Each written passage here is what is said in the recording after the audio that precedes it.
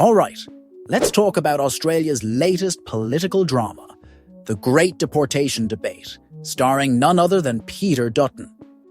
Yep, the same guy who's been around forever, occasionally making headlines for wanting to, well, tighten things up when it comes to migration. And this time, he's got a new plan, a referendum to kick criminal dual citizens out of the country. Sounds simple, right? Wrong. It's Australia, so naturally, it's become an absolute political circus. Imagine you're a 19-year-old who gets caught with a tiny bit of weed. You get a conviction, but you serve no jail time. Turns out, your dad was born in Greece, and you technically have dual citizenship. Boom! You're now at risk of deportation to a country you've never even been to. The basics. What's happening? First off, let's break it down. Right now, the government already has the power to deport non-citizens if they commit serious crimes. The key word here is non-citizens. That means if you're an Australian citizen, even if you're a dual citizen, you're protected from being booted out. Dutton wants to change that. His argument: if someone is a citizen of two countries and commits a serious crime, why should they get to stay when we can send them packing? Now, if you're thinking, wait, doesn't that kinda undermine the whole concept of citizenship? You're not alone. That's exactly what critics are saying. Once you're a citizen, that's supposed to be it. You're one of us. You don't get half a citizenship. You don't get an expiry date. And you definitely don't get a return to sender sticker slapped on your passport if you screw up. But let's be fair here. Dutton's playing to public sentiment. No one likes the idea of violent criminals living in their neighborhoods. And let's be real.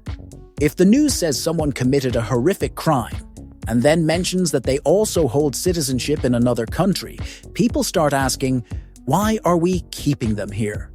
Why is this happening now? The government says it's about keeping Australia safe. You know, protecting hard-working Aussies from criminals. But let's be real, there's always a bit of politics at play.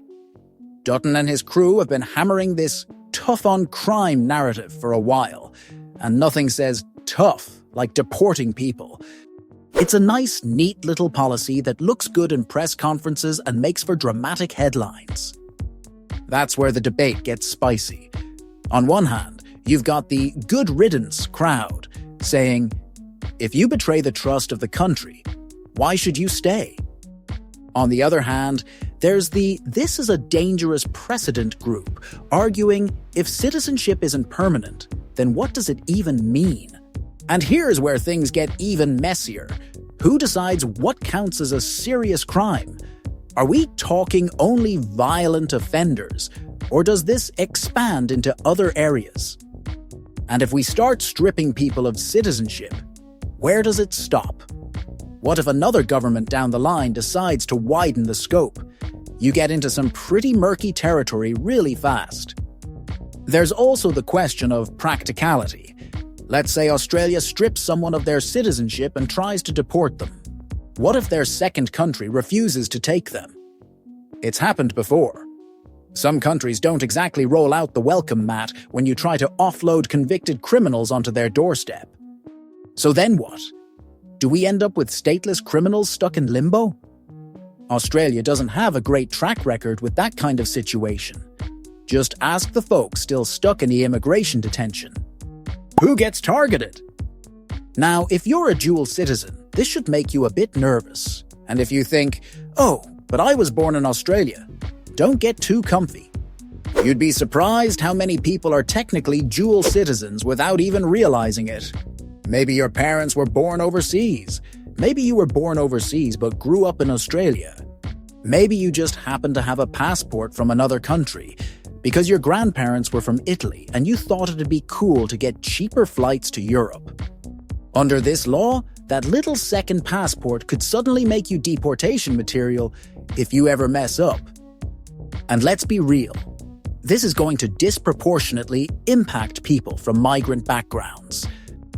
Because let's face it, no one's deporting some British expat named Oliver because he nicked a meat pie from the servo. But if you're from Sudan or Lebanon, yeah, you're probably on the short list. The referendum drama. Then there's the referendum part. Why a referendum? Well, because changing citizenship laws isn't just a simple flick of a legislative switch. It involves the Constitution, and that means putting it to a public vote. The last time we had a referendum, it was for the voice to Parliament, and that went, well, let's just say, it didn't go as some had hoped. Now, Dutton's banking on this being a way more popular idea. After all, should we deport serious criminals? Sounds like the kind of question most people would say yes to without thinking twice. But referendums are tricky. They cost a fortune, they take time, and they almost always get bogged down in political mudslinging. Plus, you have to convince people that this is actually necessary.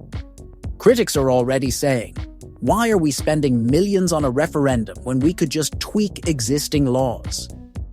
And speaking of politics, let's not ignore the timing. The next federal election isn't too far off, and this whole thing has a big campaign strategy energy. Dutton's making a play for voters who think the government is too soft on crime and immigration. He's setting up a nice, clear wedge issue.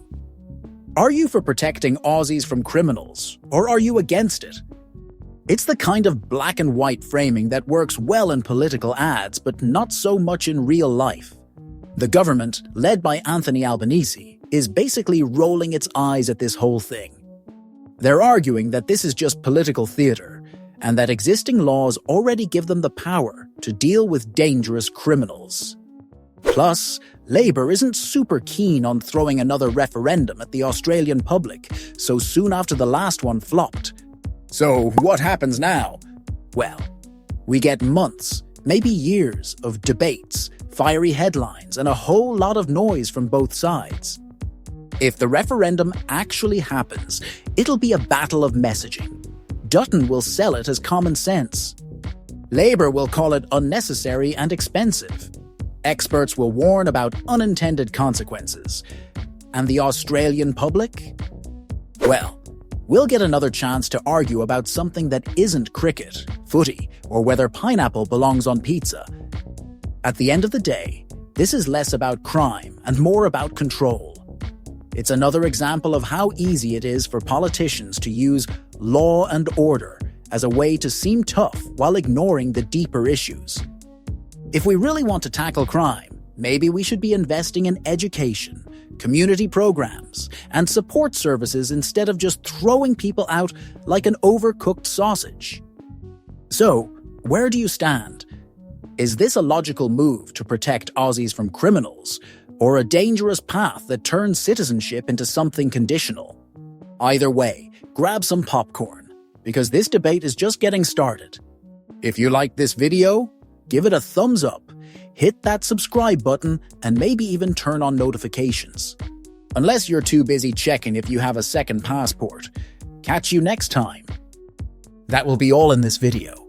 Please share your opinions with us in the comments area. Don't forget to like, subscribe, and enable the notification bell to receive updates on Australia immigration news. Thanks for watching.